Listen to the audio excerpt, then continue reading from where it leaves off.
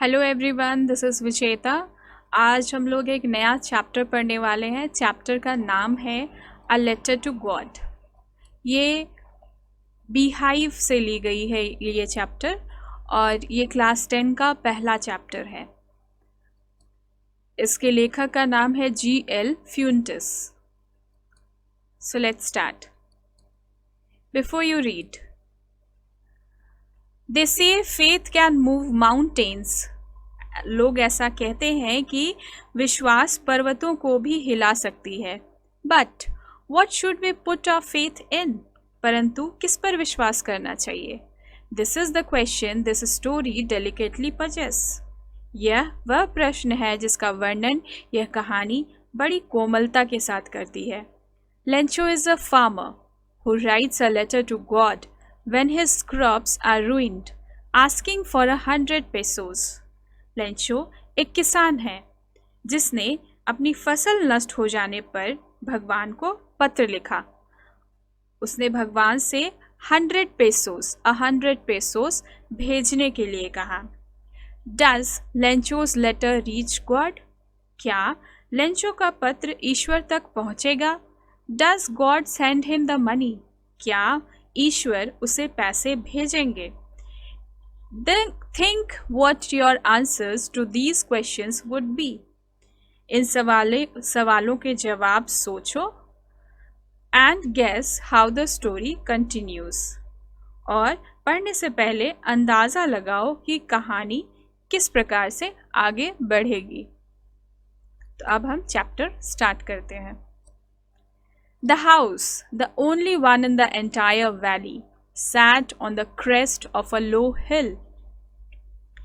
From this height, one could see the river and the field of ripe corn dotted with the flowers that always promised a good harvest. The only thing the earth needed was a downpour or at least shower.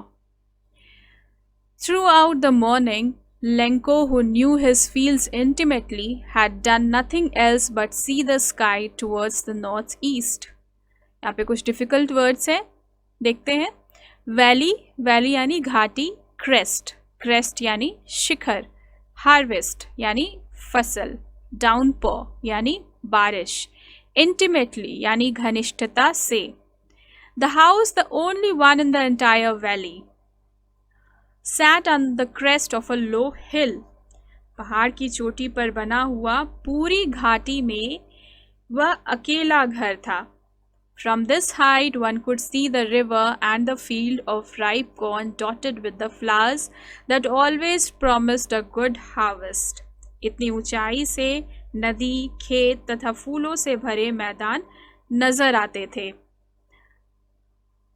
खेतों को देखकर लगता था कि फसल अच्छी होगी। The only thing the earth needed was a downpour or at least a shower. खेतों को भारी नहीं, फिर भी हल्की वर्षा की जरूरत थी। Throughout the morning, Lenko, who knew his fields intimately, had done nothing else but see the sky towards the northeast. Lencho, जो कृषि के विषय में सब कुछ जानता था, सुबह से आकाश में नॉर्थ ईस्ट यानी उत्तर पूर्व की दिशा की ओर देख रहा था। उसने और कोई भी काम नहीं किया था। Now we are really going to get some water, woman. The woman who was preparing supper replied, Yes, God willing. The older boys were working in the field, while the smaller ones are playing near the house until the woman called to them all, Come for dinner.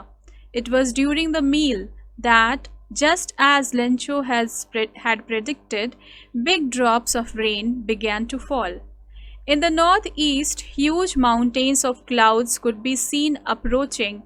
The air was fresh and sweet. The man went out for no other reason than to have the pleasure of feeling the rain on his body.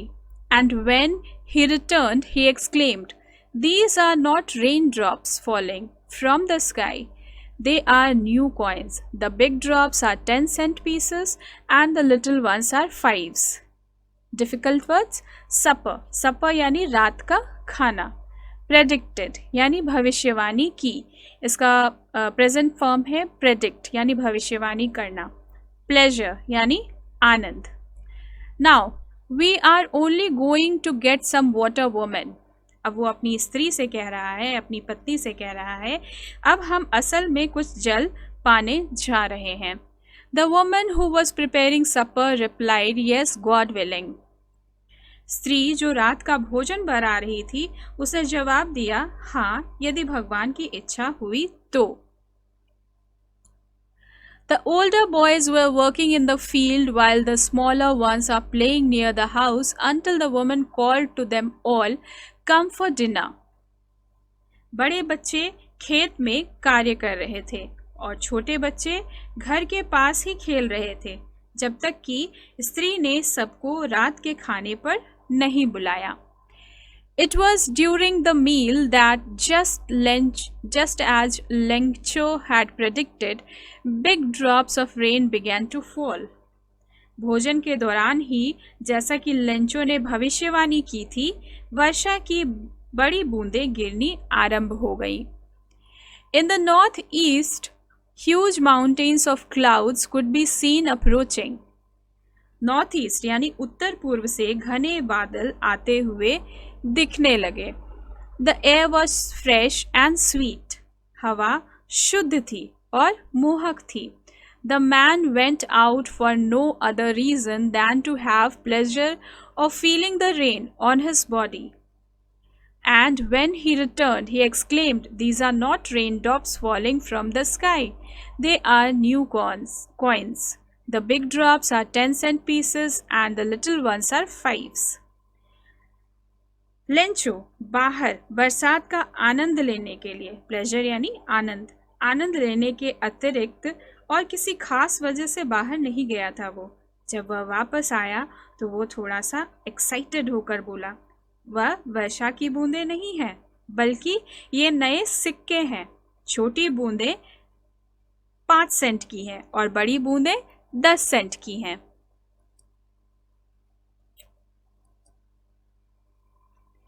With a satisfied action, he regarded the field of ripe corn with its flowers draped in a curtain of rain. But suddenly a strong wind began to blow, and along with the rain, with very large hailstones began to fall. These truly did resemble new silver coins. The boys, exposing themselves to the rain, ran out to collect the frozen pearls. Some difficult words, draped यानी लिपटी हुई, hailstones यानी ओले, resemble यानी सदृश होना यानी उसके जैसा दिखना। With a satisfied action, he regarded the field of ripe corn with its flowers draped in a curtain of rain. बहुत संतुष्टि भरे भाव से उसने अपने पके हुए मक्के के खेतों को देखा जो वर्षा से घिरे हुए थे। But suddenly a strong wind began to blow and along with the rain very large hailstones began to fall. लेकिन अचानक हवा तेज चलने लगी और ओले पड़ने लगे। These truly did resemble new silver coins. ये ओले चांदी के सिक्कों की तरह नजर आ रहे थे। The boys, exposing themselves to the rain, ran out to collect the frozen pearls. लड़के जमे हुए इन मोतियों को इकट्ठा करने के लिए बाहर दौड़ पड़े, जैसे कि आप लोग सब करते हो, छोटे बच्चे। It's really getting bad now, exclaimed the man. I hope it passes quickly. It did not pass quickly. For an hour the hail rained and on the house, the garden, the hillside, the cornfield, on the whole valley. The field was white as if covered with salt. अब आदमी ने हैरान होकर कहा, It's really getting bad now. Yes, अब सचमुच बुरा होता जा रहा है। I hope it passes quickly. मैं आशा करता हूँ कि यह जल्द ही बंद हो जाएगा। But it did not pass quickly. लेकिन यह जल्द नहीं समाप्त हुआ. For an hour the hail rained on the house, the garden, the hillside, the cornfield and the whole valley. 1 घंटे तक ओलावृष्टि घर पर, बगीचे, पहाड़ी, अनाज की फसल और संपूर्ण घाटी में हुई. The field was white as if covered with salt. खेत सफेद हो चुके थे, जैसे कि उन्हें नमक से ढक दिया गया हो. कॉर्नफील्ड यानी धान्य क्षेत्र, यानी उसका जो एरिया जहाँ पे वो खेती कर रहा था. Not a leaf remained on the trees. The corn was totally destroyed. The flowers were gone from the plants. Lencho's soul was filled with sadness. When the storm had passed, he stood in the middle of the field and said to his sons, "A plague of locusts would have left more than this. The hail has left nothing. This year we will have no corn." Some difficult words. Destroy यानी नष्ट करना, locust यानी टिड्डा. Not a leaf remained on the trees. एक भी पत्ता वृक्षों पर शेष नहीं बचा. The corn was totally destroyed. फसल पूरी तरह से नष्ट हो चुकी थी. The flowers were gone from the plants. पौधों से फूल अलग हो गए थे. Lencho's soul was filled with sadness. Lencho की आत्मा दुख से भर गई थी. When the storm had passed, he stood in the middle of the field and said to his sons, "A plague of locusts would have left more than this. The hail has left nothing. This year we will have no corn." जब तूफान खत्म हो गया तो Lencho खेत के बीच में खड़ा हो गया और अपने बच्चों से कहने लगा, देवी प्रकोप के फसलना से कीड़े ने यानी टिड्डे ने भी, टिड्डे के जो ग्रुप आता है वो ग्रुप भी अगर आता, उसका बाढ़ भी अगर आता, यानी कहने का मतलब है कि टिड्डों की का अगर ग्रुप भी आता तो भी शायद इससे थोड़ा ज़्यादा बचा होता. ओलों से कुछ भी नहीं बचा है. इस वर्ष हमारे यहाँ कुछ भी अनाज नहीं होगा.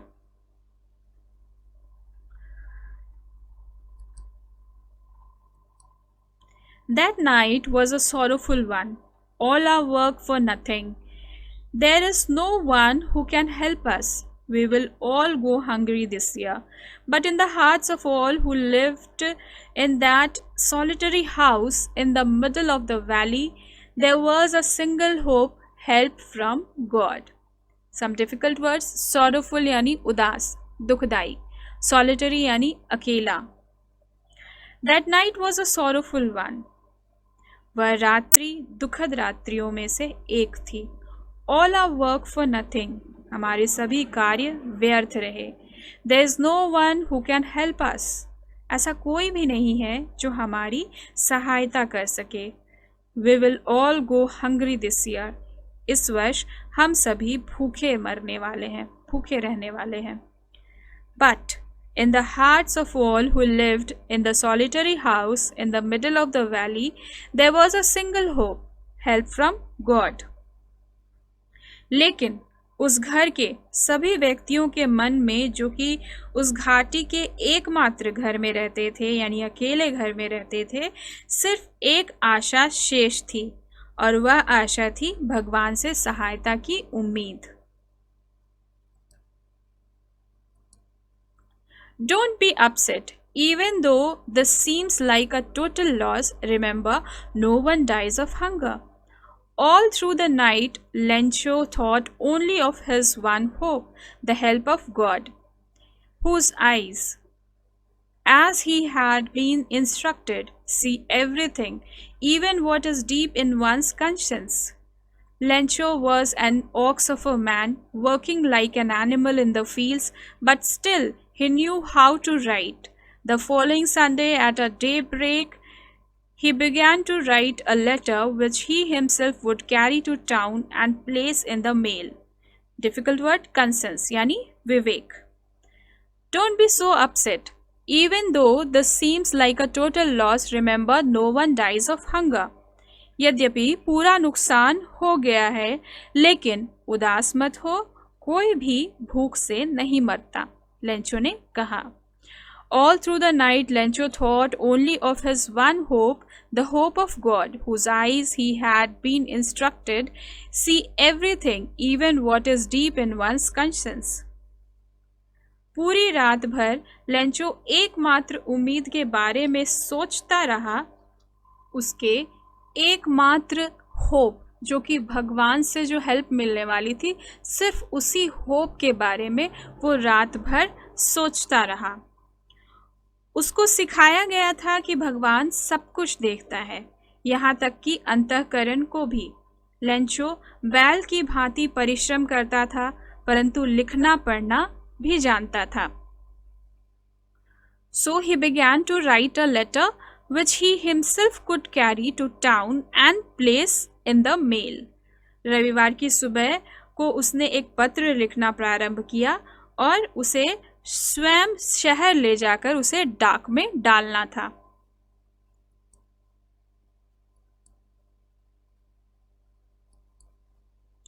It was nothing less than a letter to God. God, he wrote, if you don't help me, my family and I will go hungry this year.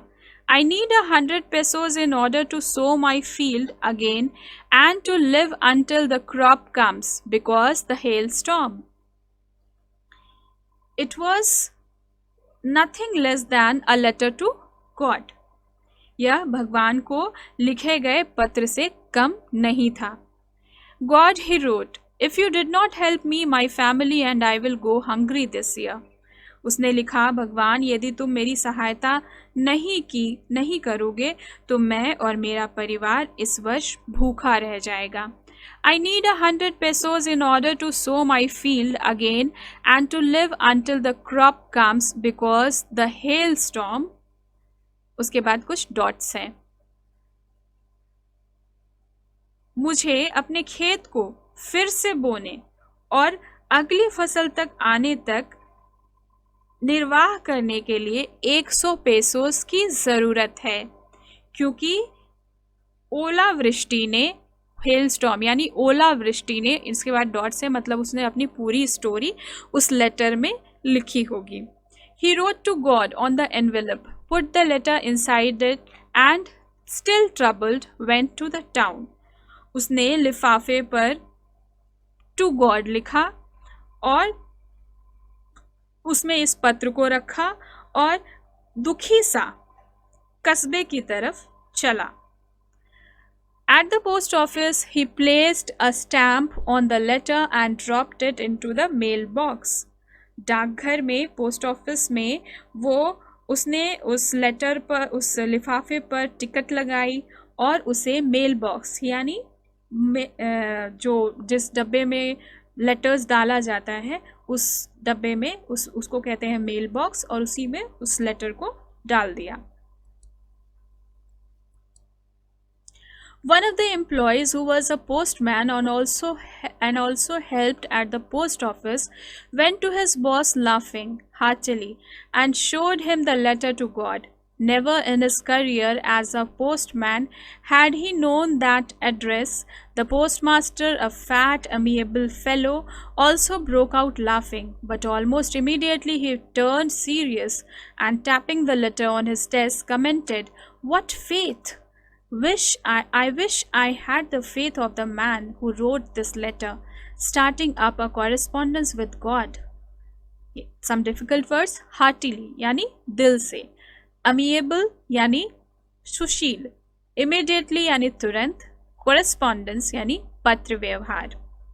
One of the employees who was a postman and also helped at the post office went to his boss laughing heartily and showed him the letter to God. डाकघर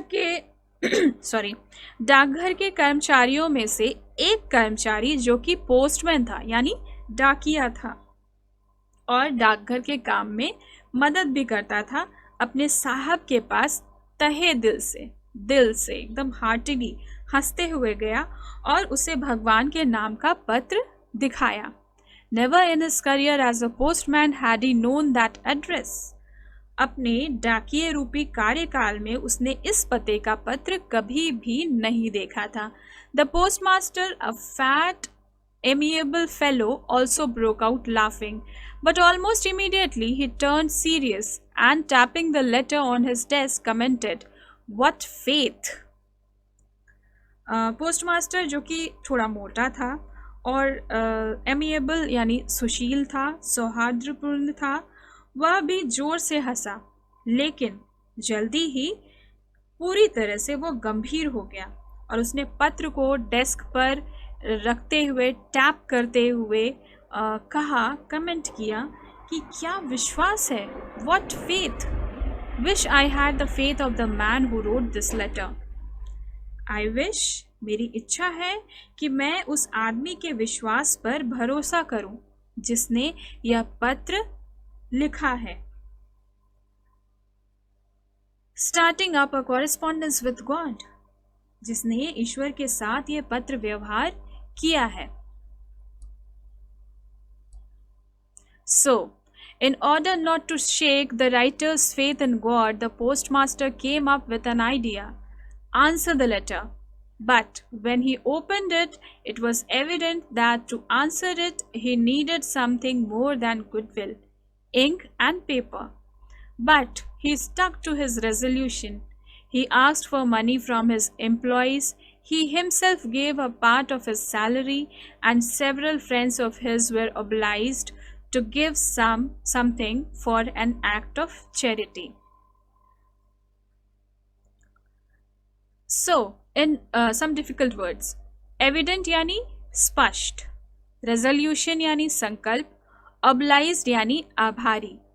So, in order not to shake the writer's faith in God, the postmaster came up with an idea, answer the letter. इसलिए postmaster ने लेखक के भरोसे को भगवान पर बनाए रखने के लिए उस पत्र का जवाब देने के लिए पत्र खोला। But when he opened it, लेकिन जब उसने यह खोला, it was evident that to answer it he needed something more than goodwill, ink and paper. लेकिन जब उसने उस पत्र को खोला तो उत्तर देने के लिए जब वो खोलता है उस लेटर को, तो ये एविडेंट हो जाता है, क्लियर हो जाता है कि इस लेटर का जवाब देने के लिए सिर्फ इंक या पेपर या गुडविल इनफ नहीं होगा, उससे भी ज़्यादा कुछ चाहिए। But he stuck to his resolution, लेकिन वह अपने मत पर, अपने संकल्प पर अडिग रहा। He asked for money from his employees. He himself gave a part of his salary, and several friends of his were obliged to give something for an act of charity. उसने अपने जो कलीग्स थे, जो उसके कर्मचारी थे, जो उस पोस्ट ऑफिस में उसके साथ काम करते थे, उनसे आर्थिक सहायता की मांग की और उसने खुद अपने वेतन का कुछ भाग दे दिया और उसके अनेक मित्रों ने इस दया कार्य के लिए उसकी मदद की। अब आगे पढ़ते हैं कि क्या होता है। It was impossible for him to gather the 100 pesos, so he was able to send the farmer only a little more than half. He put the money in an envelope addressed to Lencho, and with it a letter containing only a single word as a signature, God. उसके लिए ये असंभव था, it was impossible for him, कि वह 100 पैसे 100 pesos एकत्रित कर पाए. So he was able to send the farmer only little more than half. अतः उसने किसान की मांग की आधे से अधिक राशि भेजी, आधा यानी 50 से थोड़ा ज़्यादा. He put the money in an envelope addressed to Lencho, and with it a letter containing only a single word as a signature, God. उसने लिफाफे में राशि रखी और लेंचो को प्रेषित करते हुए सिर्फ एक शब्द लिखा वो था God as a signature. The following Sunday, Lencho came a bit earlier than usual to ask if there was a letter for him. It was the postman himself who handed the letter to him, while the postmaster, experiencing the contentment of a man who has performed a good deed, looked on from his office. Difficult word is contentment, यानी संतोष, संतुष्टि. So, the following Sunday, Lencho came a bit earlier than usual to ask if there was a letter for him. अगले रविवार को Lencho और दिनों की अपेक्षा कुछ जल्दी ही डाकघर में अपने पत्र का जवाब पाने के लिए आ गया. क्यों? क्योंकि वो परेशान था. वो एक्साइटेड, इस कंफ्यूजन में था कि पता नहीं गॉड उसके लेटर का रिस्पॉन्ड करेंगे कि नहीं. इसलिए वो उत्सुकतावश संडे को जल्दी ही आ गया. It was the postman himself who handed the letter to him, while the postmaster, experiencing the contentment of a man who has performed a good deed, looked on from his office. धन को देखकर it was the postman who handed the letter to him. यानी उस जो postman उसका letter पाकर हंस रहा था, वही पोस्टमैन जो लेटर पोस्टमास्टर जी ने उस लेंचो के लिए तैयार किया था, वो लेटर उसको हैंड ओवर किया, यानी पकड़ाया. While the postmaster experiencing the containment of a man, जब पोस्टमास्टर के चेहरे पर एक संतोष का भाव था. who has performed a good deed, जिसने एक अच्छा काम किया था. looked on from his office, वो ये सब कुछ अपने ऑफिस में से बैठ कर देख रहा था. Lencho showed not the slightest surprise on seeing the money. Such was his confidence, but he became angry when he counted the money. God could not have made a mistake, nor could he have denied Lencho what he had requested. Lencho showed not a slightest surprise. Lencho ने धन पाकर थोड़ी सी भी हैरानी, surprise, आश्चर्य नहीं दिखाया. Such was his confidence, ऐसा उसका विश्वास था. But he became angry when he counted the money. लेकिन जब उसने मनी को काउंट किया, पैसे को काउंट किया, वो बहुत ज़्यादा गुस्सा हो गया, एंग्री हो गया. God could not have made a mistake. Sorry, God ने गलती नहीं की होगी. गॉड गलती कर ही नहीं सकते. Nor could he have denied Lencho what he had requested, ना ही वह लेंचो को मना कर सकते हैं जिसकी उसने प्रार्थना की है. ऐसा लेंचो का विश्वास था. अब आगे क्या होता है? Immediately Lencho went up to the window to ask for paper and ink. On the public writing table, he started to write with much wrinkling of his brow, caused by the effort he had to make to express his ideas. When he finished, he went to the window to buy a stamp, which he licked and then affixed to the envelope with a blow of his fist. The moment the letter fell into the mailbox, the postmaster went to open it. It said, God, of the money that I asked for, only 70 pesos reached me. Send me the rest since I need it very much. But don't send me through the mail because the post office employees are a bunch of crooks. Lencho. Some difficult words. Wrinkling यानी शिकन. जब हम गुस्से में होते हैं तो हमारे आईब्रोज जो है वो चढ़ जाती हैं, तो एक शिकन आती है हमारे माथे पर, उसी को कहते हैं wrinkling. A bunch of crooks यानी बदमाशों का एक झुंड. Immediately Lencho went up to the window to ask for paper and ink. शीघ्र ही पेपर और स्याही की मांग के लिए लेंचो खिड़की की तरफ गया. On the public writing table, he started to write. जो पब्लिक राइटिंग टेबल थी यानी सार्वजनिक लिखने वाली टेबल थी, उस पर लेंचो लिखना शुरू किया। With much wrinkling of his brow, अपनी भौहें चढ़ाकर और अपने माथे पर शिकन लिए। Caused by the effort he had to make to express his ideas. और ऐसा क्यों हो रहा था? क्योंकि उसके विचारों का वो परिणाम थी जो कि वो लिखने के क्रम में एक्सप्रेस कर रहा था, दर्शा रहा था। When he finished, he went to the window to buy a stamp, which he licked and then affixed to the envelope with a blow of his fist. जब उसने लिखना समाप्त किया तब वह खिड़की की ओर डाक टिकट स्टैम्प यानी टिकट लेने के लिए गया और लिफाफे पर मुट्ठी का घूसा मारते हुए उसे लिख करके यानी उसे थोड़ा सा लार लगाकर उसे चिपका दिया। Then, the moment the letter fell into the mailbox, the postmaster went to open it. जैसे ही लेटर बॉक्स में पत्र डाला गया, पोस्टमास्टर उसे उसी वक्त खोलने गया। It said, God of the money that I asked for, only 70 pesos reached me. वो लिखता है उसमें उस लेटर में लिखा हुआ था, ईश्वर, जितनी राशि मैंने मांगी थी उसमें से सिर्फ 70 पेसोस की मुद्रा ही मेरे पास पहुंची है। Send me the rest since I need it very much. बाकी का जो पैसा है प्लीज़ मुझे आप भेज दीजिए, जैसा कि मुझे बहुत ज़्यादा इसकी आवश्यकता है।